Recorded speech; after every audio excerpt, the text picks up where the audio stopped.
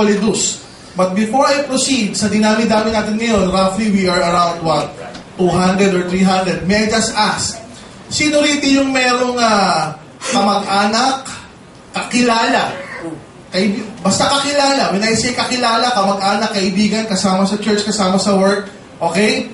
Kakilala na na-stroke, nagkaroon ng bara yung utak. Taas ang kamay. So yung mga nasa harapan, kindly turn your heads at the back para malaman. Sige, taas yung kamay. So in short, marami. Tama po ba? Marami. Babagan na yung kamay. Na-stroke. O, itaas naman yung kamay nung merong kakilala na na-atake naman sa puso. Usually, na-atake sa puso, medyo critical, patay agad. O, because of the advent of drugs nowadays, medyo nabubuhay. Pataas ang kamay sa puso naman. Sa puso. O, tingnan nyo lang yung mga nasa likod. Okay? So in short, marami. This disease that I'm talking about is a common disease here in the Philippines. Pag naglalakad ka sa kanto-kanto, may nakikita ka mabagal maglakad, na-stroke sa utak, o kaya may napalitaan ka na ICU, di ba, ng 1 week kasi na-atake naman sa puso. So basically, these are the disease that can be preventable. By what? By a supplement, by lifestyle changes, by a diet. So let's discuss Colidus Omega Supreme. Basically, just to let you know, Omega Supreme, Colidus, sinasabi nito, nakalagay sa box natin, which I'm sure you're very much familiar with, PCB and mercury-free. Yung iba nagtatanong, Dok, ang ibig sabihin nun, may libreng mercury yung product? Hindi po. PCB, these are poisons, toxins sa environment. Okay, mercury, these are also poison, heavy metals. Why? Kasi po ang source ng ating Colidus Omega Supreme ay fish. Ang fish na matagal na sa dagat, na yung dagat na sad to say, napupulyot ng tao with heavy metals. Napupulyot ng tao sa mga factories. Yung mga toxins na dapat itinatapon properly, may ibang manufacturer tinatapon sa dagat. Sad to say, yung mga fish na matagal nang nandyan, pag tinest mo, yung iba positive for mercury. May iba positive for PCB. Kaya pag yung mga taong nakakain, nagkakaroon ng poisoning, food poisoning. So the good thing with Colidus, na ang source ng ingredient, nakalagay dito, sardines or tuna, and tuna, PCB and mercury-free, ibig sabihin, walang lason. Na-testo ng Nature's Way that they give a certificate na walang PCB, walang heavy metals, negative for any mercury. Okay, so ang source ng ating Colidus are fish, sardine, tuna. Basically, ang component niya are omega-3 fatty acids. Now, these are very, very important. Anong omega-3 fatty acids? Dalawa lang yan. We call it the DHA and EPA. Guys, I hope you would remember this. Ayan. Okay? DHA and EPA. So now, you will memorize ano yung DHA. Ano yung DHA? Docosahexaenoic acid. So sabihin mo sa katabi mo, docosa. Hindi mo dudukutan yung katabi mo. Sasabihin mo, docosa.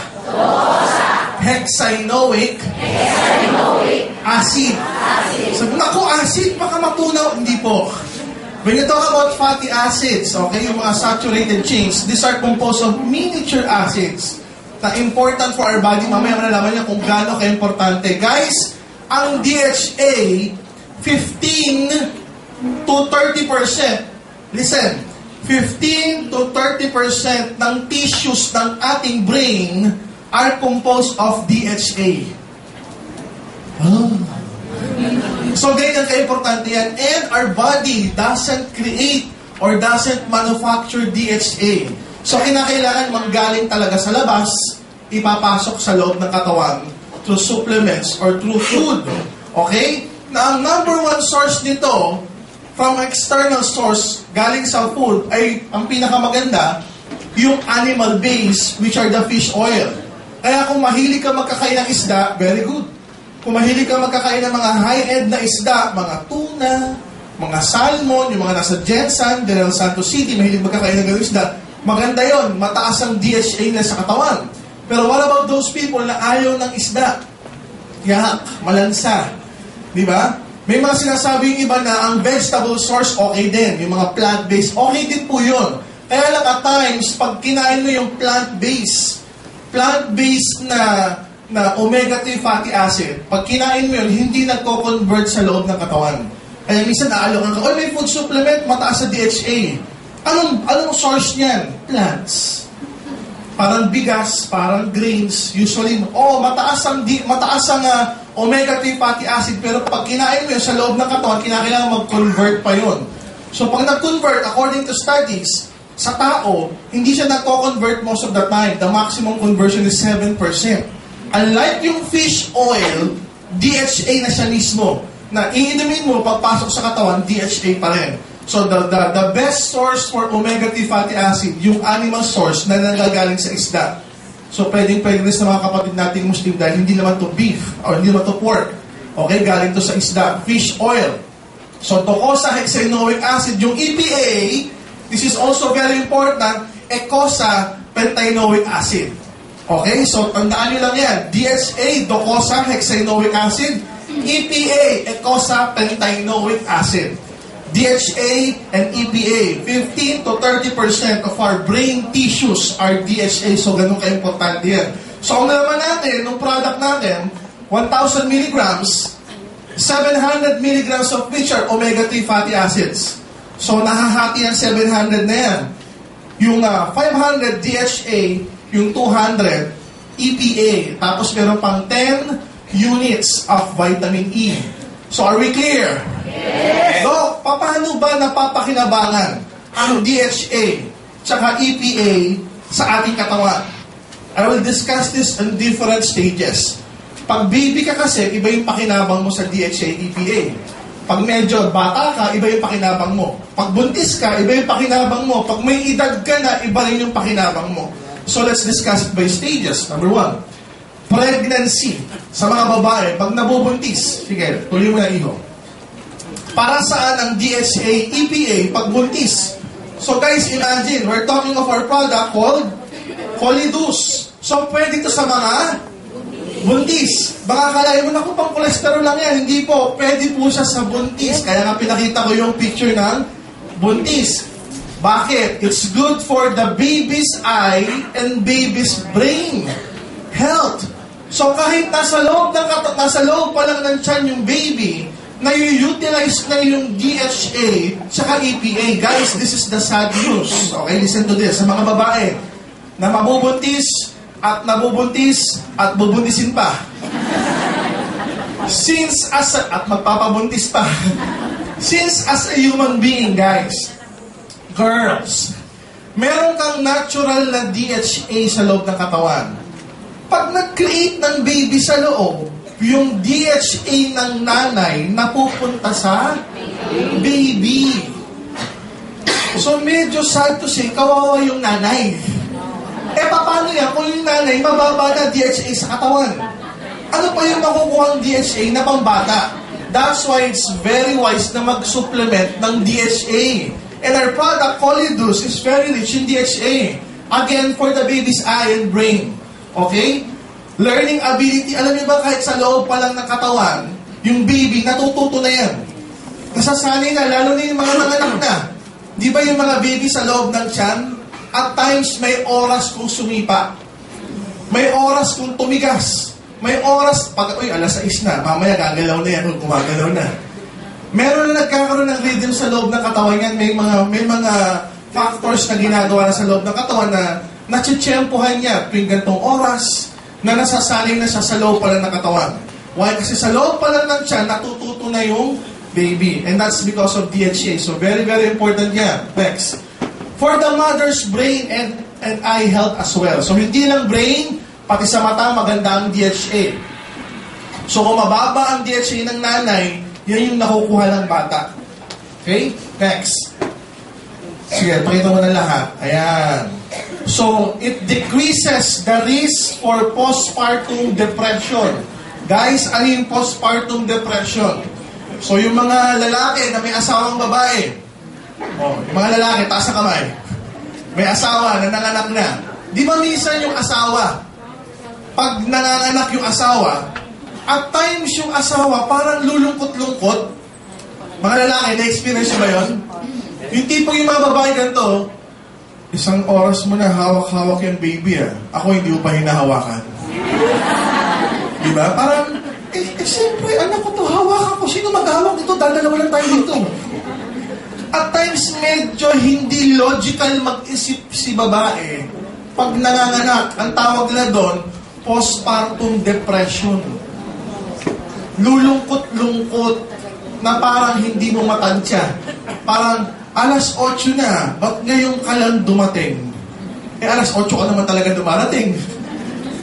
May mga ganun, why? Kasi nga yung DHA ng bata na nanggaling sa nanay, nung ipinanganak, masyadong malaki yung nawala sa nanay. Gaano kalaki? Usually, a normal female, pag nanganak, it would take that female 1 year para ma-recover yung normal amount ng DHA sa utak.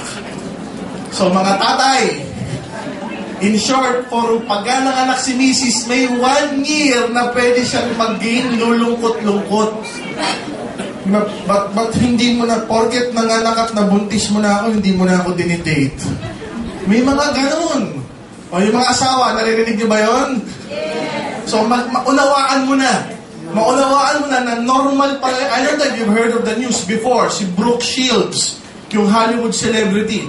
Nanganak siya. After 2 to 3 weeks, yung anak niya, bitinapon niya ganun. Dahil na-depress siya. Tapos sinabi niya yun sa Oprah, sinabi niya yun sa Ellen, na during that time na nanganak siya, na-depress siya. Why? Mababa yung DHA sa katawan niya. So habang nagbubuntis pa lang, hindi pa yung pinapanganak, dapat mag-iinom na nun. Para pag nanganak siya, makaiwas sa postpartum depression. Na iba tawag ng postpartum blues. Lulungkot-lungkot kasi. Okay? And then cognitive development ng bata. It really helps with the cognitive development ng bata. Infants will have improved sleep kapag nanganak na.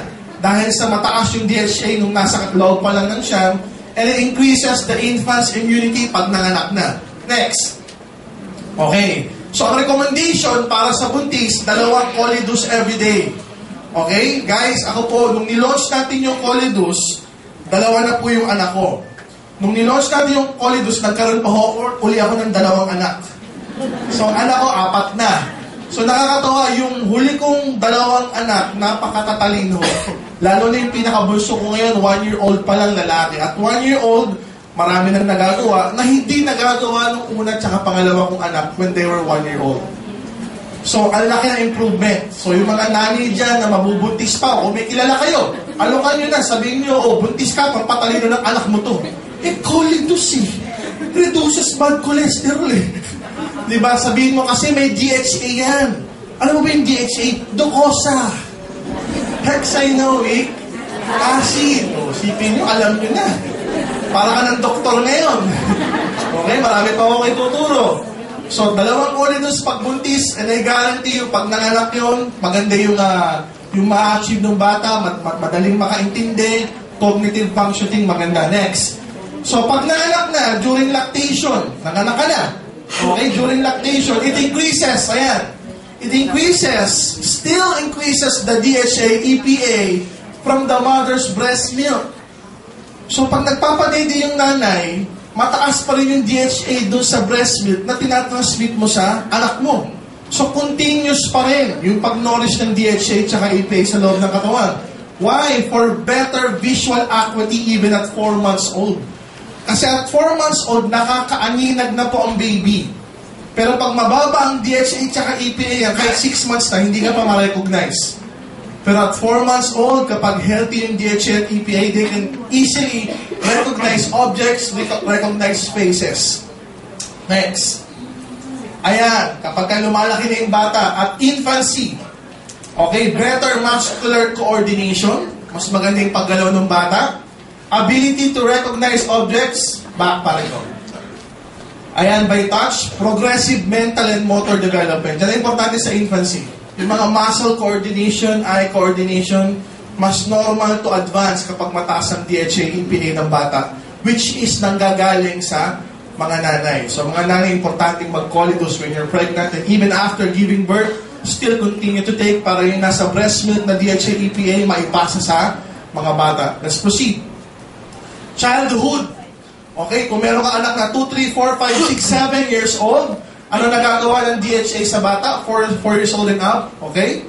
Improvements on dyslexia. Ano po yung dyslexia?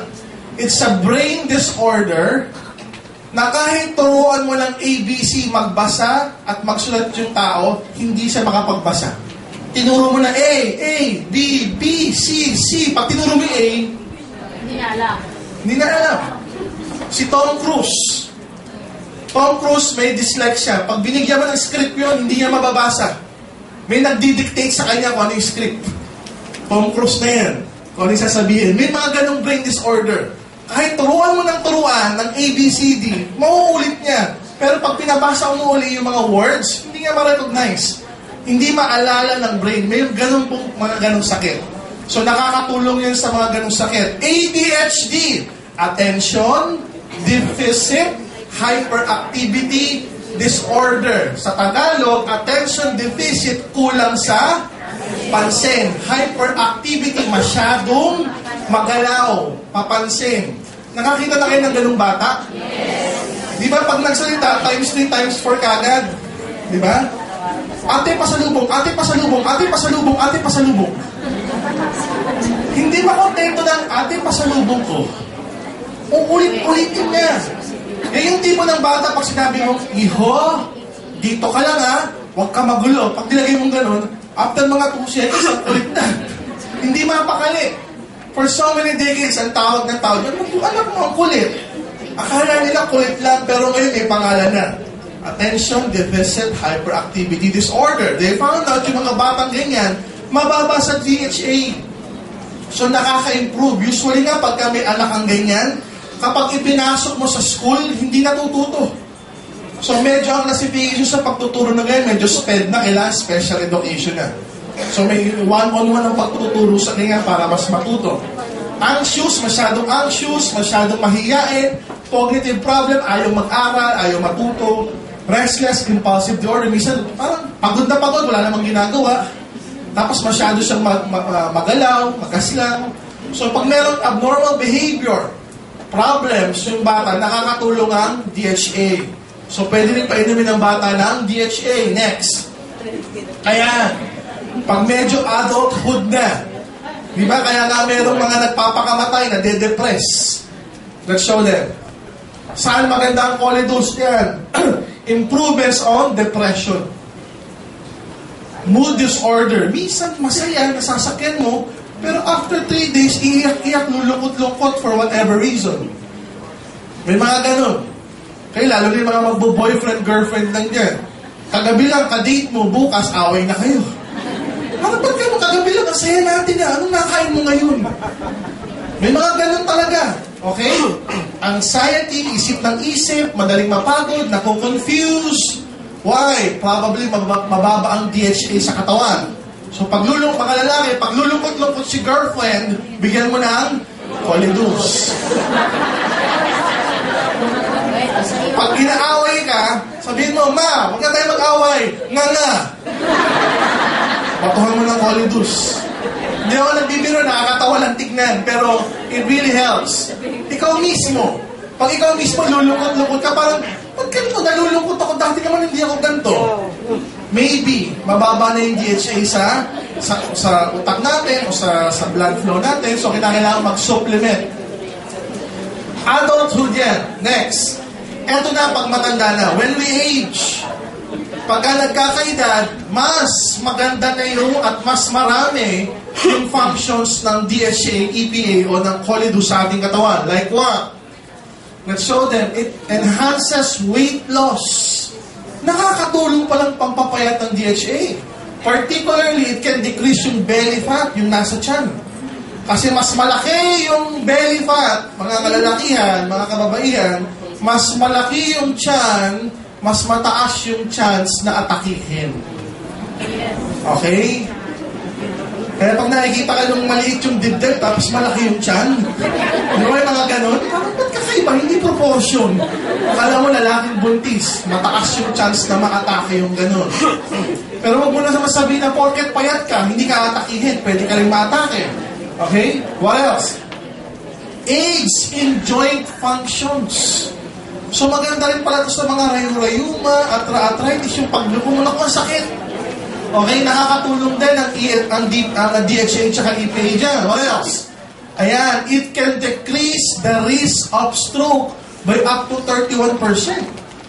Stroke, mabarahan yung ugat sa utak. Mamaya makikita niyo yan. What else? It can decrease by 45% yung risk ng sudden cardiac death o atake sa puso or myocardial infarction ang natawag. Yung nabarahan, ugat naman sa puso. Okay? There was a study done. Kinumpara yung lifestyle ng mga Amerikano. Ano ba lifestyle ng Amerikano? Nagyoyosi, umiinom ng alak, ang lunch, ang breakfast, ang dinner, usually high-fat diet. Gaano ka high-fat? Burger, french fries, di ba? Samantalang kinumpare naman yung buhay ng mga Hapon. Na ng Hapon, araw-araw ang pagkain, sushi, sashimi, tuna, mackerel, isda, everyday. So they found out yung mga Hapon sa Japan, pag tumanda, payat. Pag tumanda, normal ang blood pressure. Pag tumanda, normal ang blood cholesterol. Hindi overweight at bihirang magkaroon ng cancer.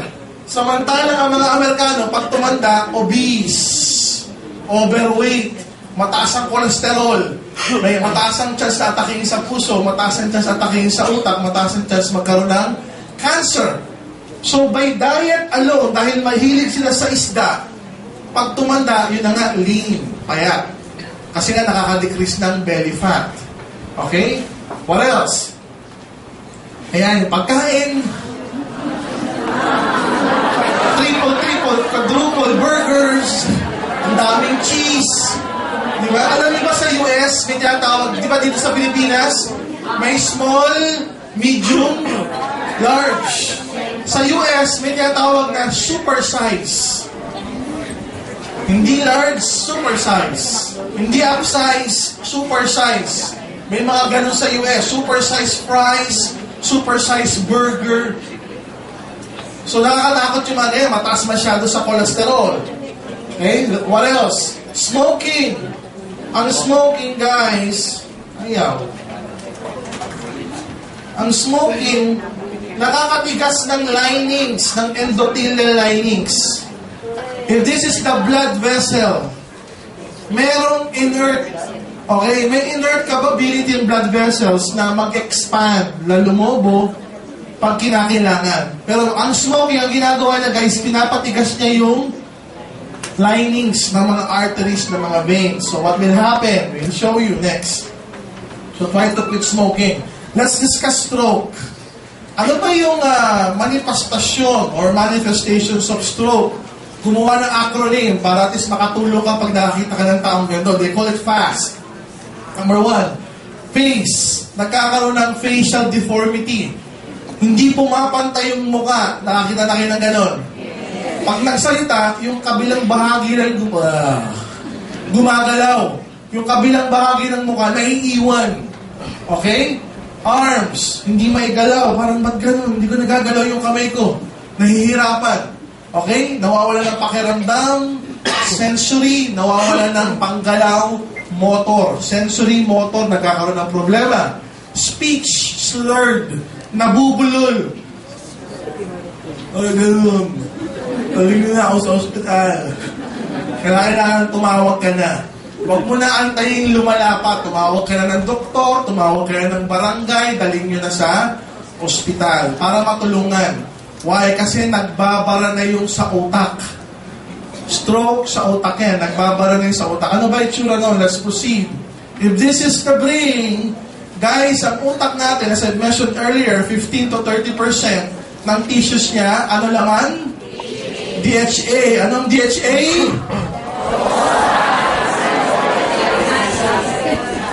Pag-isasang galing.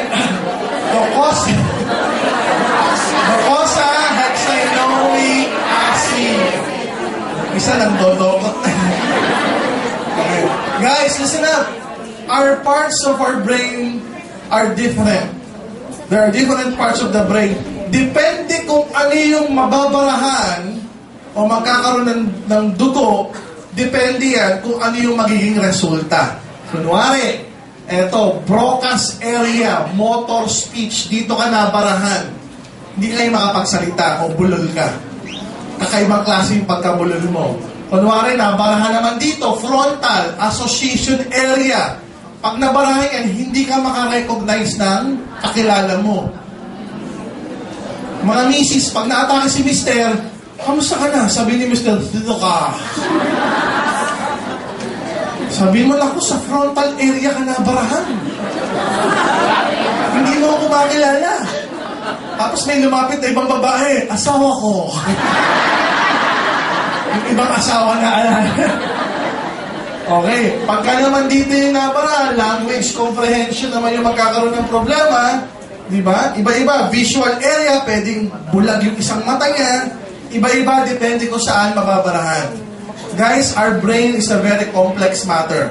Up to this point, marami pang hindi naiintindihan ng science sa ating utak. Okay?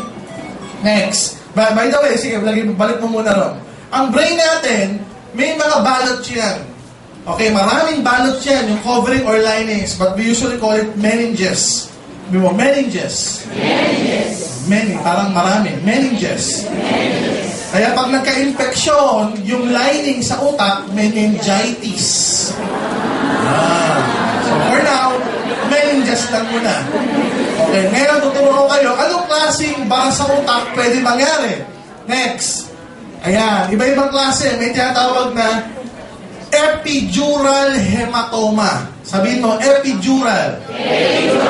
Ibig sabihin yung pagdudugo o yung pagsabog ng artery sa labas ng meninges. Ayan, nasa labas. Epidural. Wala sa loob ng utak. Nasa labas yung artery, papasok sa utak, pumutok, doon, ayan, yung blue yung meninges, yung blue. Doon sa labas yung hematoma. Kaya ang tawag, epidural hematoma. Nasa labas, epi. Okay? Pag naman nangyari yung pagsabog ng dugo, yung supply ng brain sa loob, ayan naman, subdural. Sa loob kasi. Pag nangyari naman, yung sa loob ng brain, yung nangyaring pagsabog ng dugo na nagsusupply sa brain, intracerebral hematoma. Pag sa labas, epi. Sa loob, sa loob na loob, intracerebral hematoma. Bakit ganon? Ano man yung putok, nagkakaroon ng problema kasi nagkakaroon ng pressure. Isipin mo, ang normal, walang pula-pula. Walang space. Dahil nagkaroon ng pula, dumugo, yung part ng brain napunta ron. Napipit-pit paloob. So, tumataas yung pressure. Kaya usually, yung mga na-atake sa utak, na stroke, mataas ang blood pressure. Binibigyan ng gamot, pampababa ng blood pressure, iba binibigyan ng pampaihi. Para pag umihi ng umihi, bababa yung pressure ng katawan, bababa yung pressure ng utak. Okay? So, next. Ayan, so next muna. Kaya pag nakita kayo ng CT scan, yan yung normal. Nakita nyo sumabog, nagkaroon ng pagdudugo sa loob.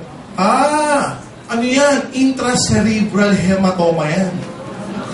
So pag kami na nasabi, kapit-bahay na stroke, sige nga, patingin ng CT scan, tignan mo na lang. Sakit na, may intracerebral hematoma. Para ka na yung doktor.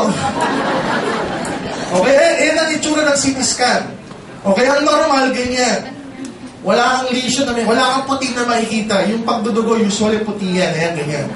So ito, sa loob na loob.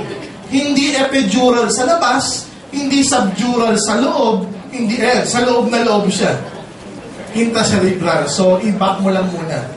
Paano ba nangyayari yung ganyan mga pagsabog? Ayan, kasi nga may mga arteries na nagsusupply sa brain na pwedeng yun yung magbara. Ayan. So, kung yung nagbara dito, bago pa lang pumasok sa utak, yan yung epidural. Wala pa sa loob Nasa labas pa lang. Okay, paano ba nagbabara? Let's proceed. Sige pa. Ayan, yan ang itsura ng bara na tinatawag or ng clot. They call it fibrin clot. Usually, ang RBC o red blood cells, yung mga yan, dapat spacious yan. May space na nagtatravel sa loob ng blood vessels. Hindi siya dapat magkakadikit o magkakasamang dikit-dikit. Pag yan nagdikit-dikit, yan yung clumping na tinatawag. Yan yung pwedeng bumara sa mga ugat na nagtatraffic o nagbabottleneck. So dapat magkakahiwalay siya. Yan ang healthy, magkakahiwalay. Ito yung itsura ng clot. Next. Usually, from our heart to our brain, may daluyan yan. Kumbaga sa highway, lahat ng dugo na nagmumula sa puso, pumupunta sa utak, pumupunta sa lungs, pumupunta sa liver, pumupunta sa organs, sa mga ibang systems ng ating mga organs, umiikot sa buong katawan. Ayun, makikita nyo. From our heart, may mga ugat na pupunta sa utak, may mga ugat na pupunta sa iba't ibang parte ng katawan. So, anumang bara or fibrin clot, pwede umikot-ikot sa loob ng katawan kapag yan nagsimulang mag-clump. Okay? Pwedeng magbara dito sa loob. Pwedeng magbara bago pa lang pumasok sa loob. Pwedeng magbara naman sa utak. Iba-iba. Pwedeng magbara sa legs. Kaya may napuputulan ng paa. Next. Ayan. Usually, pag nagbara sa daluyan ng puso, this is the heart. Para tumibok ang heart po muscle. Para tumibok yan, kinakailangan ng blood flow. Kasi sa blood flow, bukod sa dugo ang ibinibigay nun, may nutrients, may oxygen. Paano kung ito yung ugat? Pag pinalaki, ayan, nagkaroon ng atherosclerotic plaque.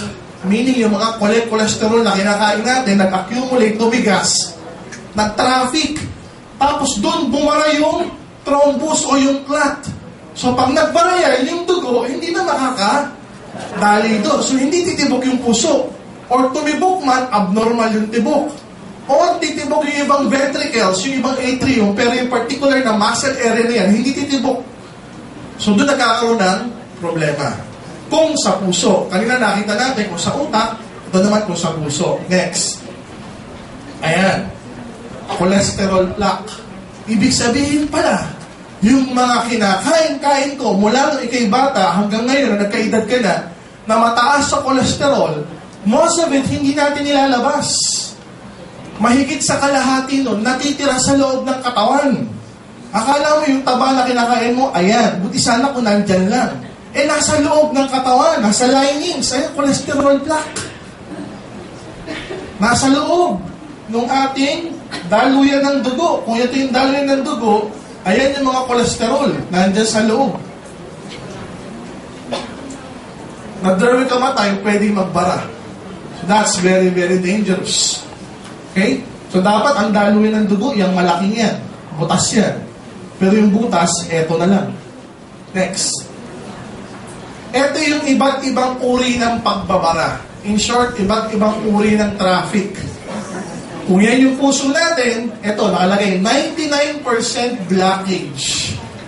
Pwede pang 1% yung makadaan, pero usually pagka ganyan, binabypass na yan. Pwedeng 100% block. Ito, 30% block. Kunwari, ito yung puso mo. Ito yung mga arteries na nagsusupply. Barado to, tsaka ito. Kaya may nakakarinig ka ng triple. Ibig sabihin, 3 artery ang niretoke. Kasi nga, hindi lang isa. Nung sinilip, naku po, 3 artery yung kailangan i-reconstruct. Kaya triple bypass. Nasisilip yan. Okay? Sa mga angiography na tinatawag, makikita, 4 na yung magbabara sa'yo. Kaya quadruple bypass.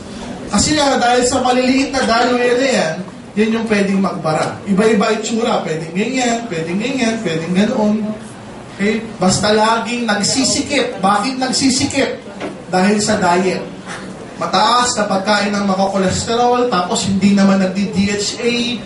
Kasi ang DHA nakakatulong dito. Mamaya malalaman yung paano. Next. Ano ba yung tsura ng atake? Ayan, nawawala ng buhok. Yun lang. Usually ang atake, kanina may buhok yun eh. Ang atake is manifested by deep chest pain. Parang may nakadagan, pero wala namang nakadagan. Kaya misis, pag sinabi ni Mr. Ma, parang may nakadagan, hindi ka naman nakadagan. Dali mo na sa ospital. Di ba may ganong feeling? Di ba? Kahit naglalakad na parang may nakadagang simento. Di ba? Nahihirapang huminga. Yung hindi normal yung pakiramdam niya, chest pain. Okay? Next. Ayan. Ang Colidus or ang DHA, nakaka-reduce ng clumping ng platelet. Ang platelet is part of the red part ng dugo natin yan. Kasama ng mga red blood cells niya na dumadali pa ikot-ikot sa buong katawan. So, naiiwasan niya magdikit-dikit. Ang Colidus, nakaka-reduce din ng platelet and vessel wall interaction. Bakit? Pinadudulas niya yung daloy. Okay? Pinadudulas yung daloy. Kahit may konting bara, dumadaan lang. Lumalabnaw ng konti yung dugo natin para wag magdikit-dikit doon sa mga traffic areas. Next, improvement, ayan, on the elasticity of endothelial linings. Minsan, guys, reaction ng katawan natin, pag ito malapit na magbara, traffic, ang ginagawa niyan, ang ginagawa ng katawan natin, para wag magbara dyan, pinapalobo yan. So, lumulobong ganyan yan para ma-compensate yung pagbabara. Para mangyari, lulobo ka ganon, pwede pa rin daluyan ng dugo. Mekanism ng katawan yan na nag-a-adapt. Pero dahil sa paninigarilyo, tumitigas yan. Pag mababa ang DHA sa katawan, hindi siya nagre-react. Magbabara na, pababayaan niya lang. Okay, the good thing with the DHA, elasticity ng endothelial lines, mas nagkakaroon ng ganyang mechanism. Next. Reduction in inflammatory response. Pagka nagkaroon kasi ng bara, dumidikit yung mga platelets dyan, nagkakaroon ng inflammatory reaction. The good thing with DHA, nire-reduce niya yung inflammatory response para wag tuloy-tuloy magbara. What else? Decrease blood pressure. Okay? Pinapababa niya yung blood pressure para bumaba rin yung risk na magbara. What else? Decrease the blood lipid or triglyceride, yung blood cholesterol, pinapababa niya rin. Particularly the bad cholesterol. Increase, improvement in cerebral arterial activity. Yung blood flow sa utak, mas gumaganda. Nakakaiwas sa atake sa utak. Decrease blood viscosity. Yan, pinapalabnaw yung dugo. Yung lapot, pinapababa niya. So, lumalabnaw ng konti. Next, decrease resting heart rate. Pinapabagal yung pagtibok ng puso para wag magkaroon ng atake, whatever. Next. Usually, kapag nagbara, yan yung itsura. May pagbabara malapit sa paa, nabubulok, nagagangrene. Yung buong paa, isang daliri lang sa paa, pwedeng yung sugat, matagal gumaling. Bakit? Barado kasi yung blood flow ron, walang pakiramdam yung kamay, walang pakiramdam yung paa. Actual picture would be looking like this. Akala mo nasunog. Yung pala, barado lang. Usually, nangyayari yan, lalo na pag may diabetes. May diabetes ka, mataas pa cholesterol, high blood pa. Nagbara pa. Okay? Akala mo nasunog pero wala lang blood supply yan. Next, nagagangrene.